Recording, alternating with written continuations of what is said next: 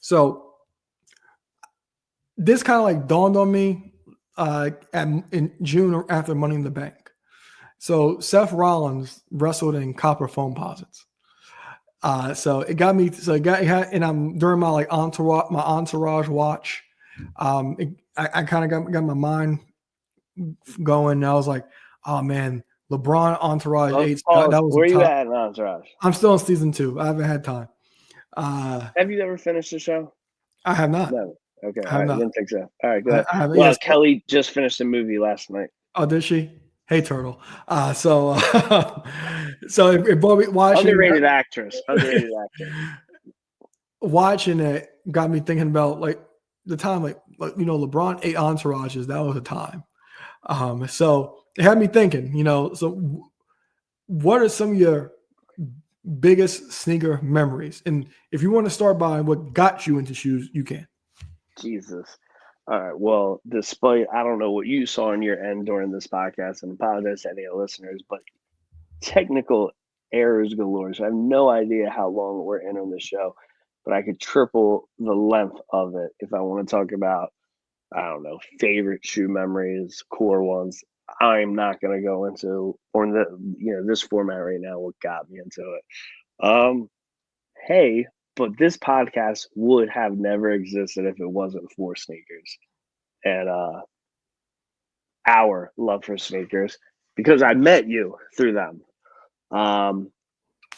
So it's funny, like sometimes I like to think back when I get fond memories of like shoes I would have wore or liked that I would frown upon now. But I cherish that stuff like proudly. So stuff like that, comes up. Obviously, like, good memories are like, I don't know, getting a dream shoe you thought you would never, ever, ever have. So, before I go on a tangent or anything, Undefeated Fours came in the mail today. This is the greatest shoe memory ever. No other shoe memories matter. I'm done. As far as like a camp out,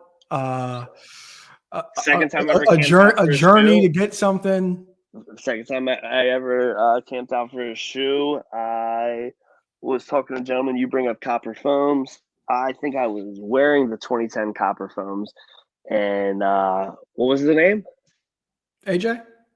This guy AJ comes up to me and we're rapping about shoes for a little while, and somehow he tells me about a store in Delaware that they got every color foam, this and that, blah blah blah. The taxing, but they got the sizes, this and that.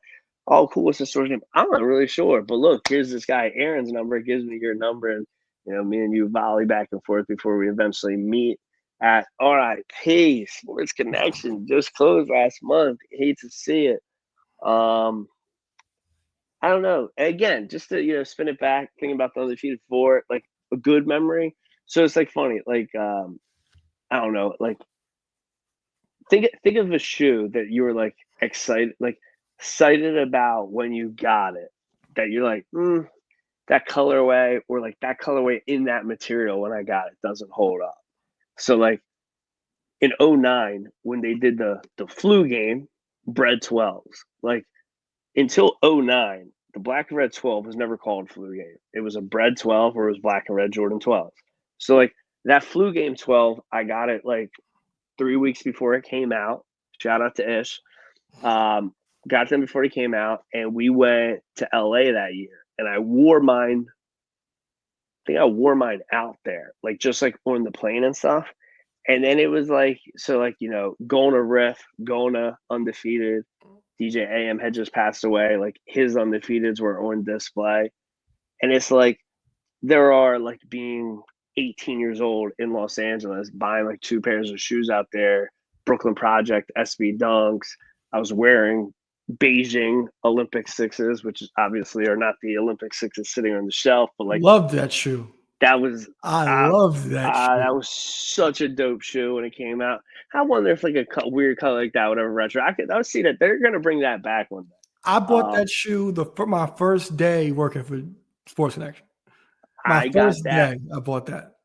I can figure out when one of my childhood best friends when his son was born. Shout out to LJ. Luis Jr. was born 8 days before the Olympic Six was released. The reason I know that is because I bought the Beijing Sixes 8 days before they dropped, bought them, jumped in the car, went to the hospital, and met said son, said nephew, said kid. Is nuts. Moments like that are great. Campouts are great. Trades are great. Like, good memories. I'm recapping with one of my childhood friends, and he depleted his shoe collection when his firstborn daughter was born 10, 12 years ago, and he had heat, and there was a lot of stuff he unloaded to me real cheap, a lot to like a couple friends, and really none to like the outlets we have now to like deplete shoes. But like certain propaganda on like what's good and what's not on sneakers, I hate, and I love going against it more and more and more. Like I bought Valentina a fresh pair of low forces for school the other day, and like I was like, I got a good deal. So I hit Ish up, like just being like, since he still got a part-time job in the mom and pop store, I was like, I want some mid ups just because. He's like, just because nobody likes them. We're like, Jordan 1s. Obviously, everyone hates the mids. There are mid Jordan 1s that matter. Obviously, the black and yellow, the old love, but the Quai 5.4, which you definitely seen me wear before, 2009 Quai 5.4. There's like a Smurf blue. I wore them a lot. Like I got them. It was an 09 release. I got them off him for fucking pennies for what they were going for. Got them off him in like 2012, 2013 for I think $65. Like stuff like that, cool. Obviously, our friends at the P's and Q shop celebrating a little over 12 years, but 7+ years ago, they closed down Abacus Takeout in Chinatown, Philly. Thinking about the gems and of shoes I bought there, and just one of my favorite memories of shoes at the end of the day is really the friends I've made off of it. I started my tangent with obviously the show wouldn't exist. Two people that do the show bi-weekly or once a month. Two guys that met through sneakers. Prep, who obviously I met him through sneakers. So obviously, it all comes full circle. Pretty cool. Some of my like favorite people I talk about wrestling with are people I know through sneakers. I sell cars for a living. There's a mechanic there. I got him a job a year ago. I met him at Abacus in 2009, 2010. Convincing him to buy a pair of shoes of mine off the wall, and then sold him another 10 pairs back and forth. Like, cool guy, drives to work an hour from Philly every day and is a mechanic now because I got him a job. I only know him only through sneakers. So obviously that's got to be one of the cool, better, more sentimental memories. So for me, like growing up in New York, release dates weren't really a thing. So it's like, and plus I watched basketball. So I was really heavy into basketball. So like, I was always like watching who had what on the court, so on and so forth. But release dates really weren't a thing. Like you go into the spot, they got them. Like, and plus, man, if you had the Jordans early, you was that ninja.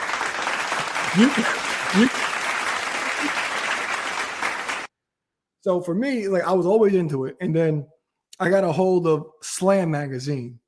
And the Slam magazine, like that's kind of like that's where I started to get the release dates. And they had like pictures of PEs and stuff like that. And then when I was in 6th grade, now you have to let me know.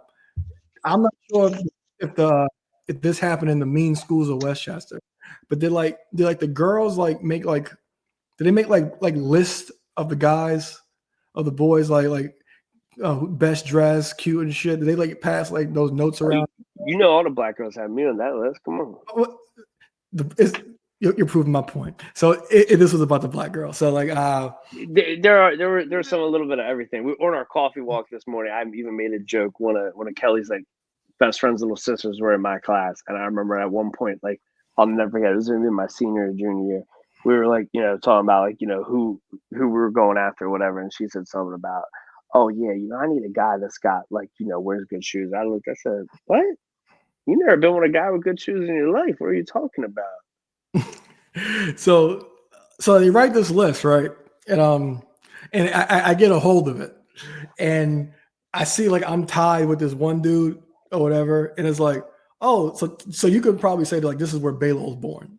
So it's like, oh, really? Y'all like this? Oh, okay. So that's when I took it to a whole nother level.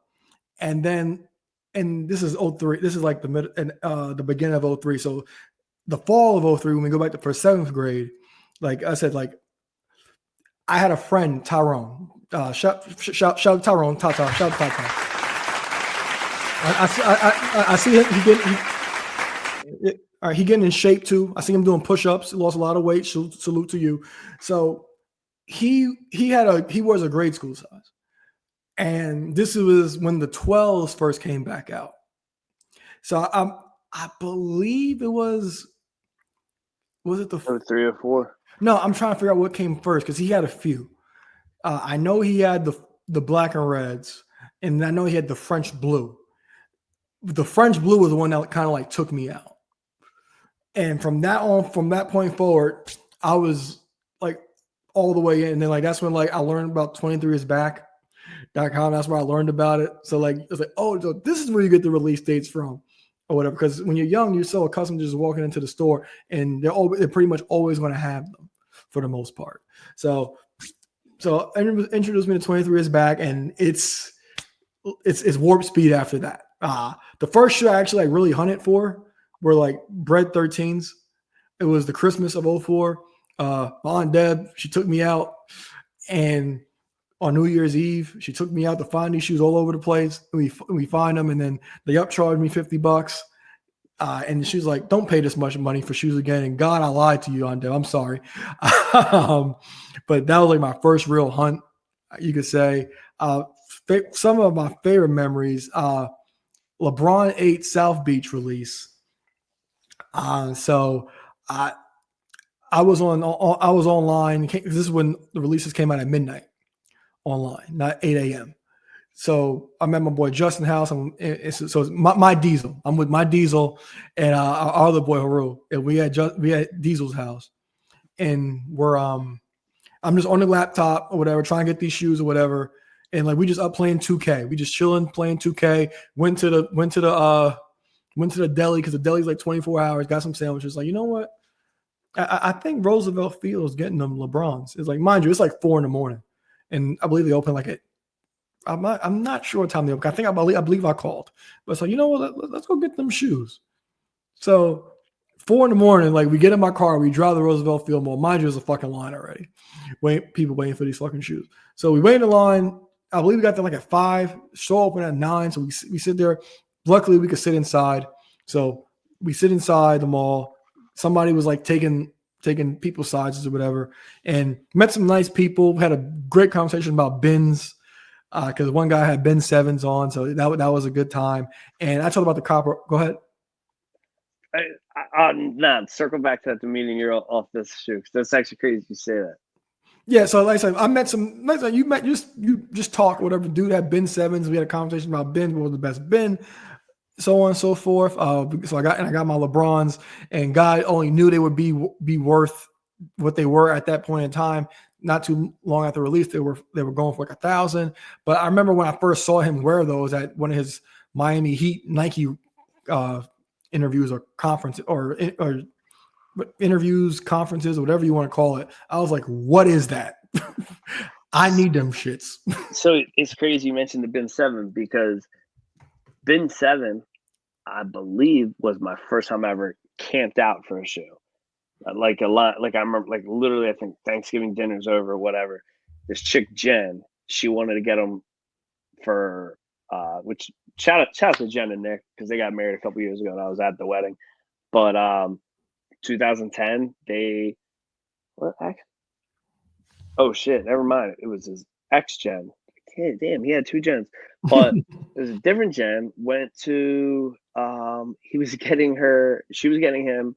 Her plan was to get him Ben 7s. I think we were quoted they had 30 pairs. And we were like 19 and 20 in line. My plan was I was gonna get one for me, she was gonna get one. Raul might have rode out there with us. We were at Cherry Hill Mall, and somebody was walking around in the line saying they were selling a pair of the Miami Vice, preheat, whatever we call them, South Beach eights. And I just remember like it's like, yo, I remember saying her, I was like, doesn't he want them? She's like, yeah, I think so.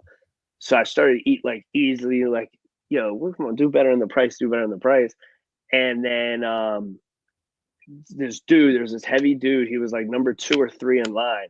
And he comes like pulls on my sleeve after. He's like, yo, I'm just give you a heads up. He's like, there's only 12 pairs. Like start thinking of like making a different move. So I'm like, shit. Flint 13s released at the same time, and I was like, yo, they're gonna go on sale at my store. Like I'll be able to get them cheap, which did happen later on down the line. So I'm sitting there and I was like, yeah, we're beat. I don't know if you want to get him the 13s, this, that. I was like, or get the 8s. And we ended up she bought the LeBrons in the line off somebody. And then look how great this is. Camping out for bin 7s, and I bought green candy pack 2s. Perfect. that 2000 the 2010 era to like 15 was a time. That was an interesting time that I hated as a sneaker guy because everything was inflated, everything was selling out. Like we had we had Dan Marino's selling out, flipping. It was the flipping. beginning of it in like different ways. Like 2010, you felt in a weird way. 2025 shoe release wise is going to go down way better than 2010. But in my opinion, 2010 had a very, very strong year. Everything didn't like it released, it didn't all go like resell high money. Maybe in like 2 years, boop, everything was expensive. But there were certain things like, yeah, the bins, boop, they're worth money. But every single Jordan release wasn't that way until about a year later. And I think like the best like almost callback to that is Jordan 10s. Concords come out. If you The miss Chicago's.